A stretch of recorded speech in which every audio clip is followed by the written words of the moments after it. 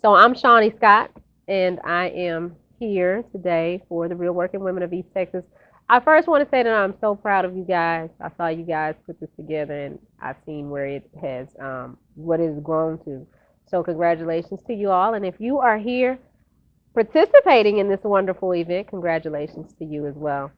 Unfortunately, I couldn't make the event because of work. I work, work, work. I think I'm going to take James Brown's title now. I am the hardest working woman in radio, show business, all that.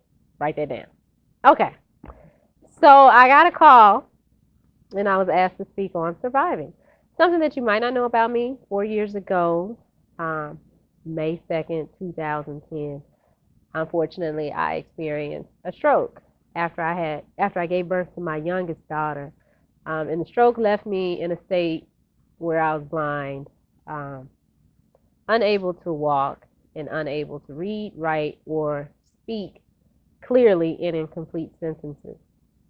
My story of actually surviving started when I went to the hospital. And I might have the timeline off a little bit because it's hard to remember everything. But I remember having a very bad headache after I gave birth to my daughter on April 27th. But I was determined to go home. I did not want to stay in the hospital. So the doctor let me go home roughly 12 hours later. But I had a really bad headache, and it just kept going, kept going, kept going. So the second rolls around. My husband takes me to the hospital because he recognizes that I don't recognize the girls. I don't recognize him. I'm calling them different people's names. So it was just a bad situation. Um, the one thing that I do remember when I was in the hospital, I remember them saying, she's bleeding on the brain. We might have to cut in her head.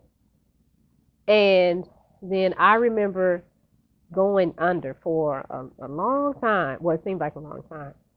And I remember during that time having a talk with God. And I said, listen, I just had 2 kids. So I have to be the person here to raise them. If you allow me to make it through this, I promise that they will serve you. I remember that. And I remember waking up smelling like 30-day-old underwear and mad at everybody in the hospital room. But once that took place, my family knew that I was back, and that was 2 weeks after I had been admitted into the hospital from having a stroke. My second story of survivor, where it kicked in, and I said, no, we're going to do this. From the hospital, I had to actually go to a rehab because I lost my ability to walk. I could not see in the left eye, and my sentences were not. I couldn't speak in complete sentences or clearly. And I remember getting to the rehab, and it was, I was happy because I was out of the hospital. And so now I could see my kids once a day for about an hour. And I remember them telling me, well, when you go home, when we get you out of here, you're going to have to take a wheelchair, you're going to have to take a walker, or you have to take a cane. And I said, I'm not taking any of that home. The wheelchair is not coming to 1119. And through rehab and hard work, it was very, very hard work. So 30 days later, I went home. Without the wheelchair, I did have to take the walker, but the wheelchair did not come. Um, but and even when I went home, I still went back for outpatient to continue to get myself stronger. And I can say that if you want to survive, you can survive. That's the first thing you have to make up in your mind, that you're going to survive, or you're going to do whatever it is you want to do. Um, I wanted to be able to run around with my kids. I wanted to be able to teach them different things. I was an English minor in college, for God's sake, and then to not be able to put a sentence together was it was hard for me.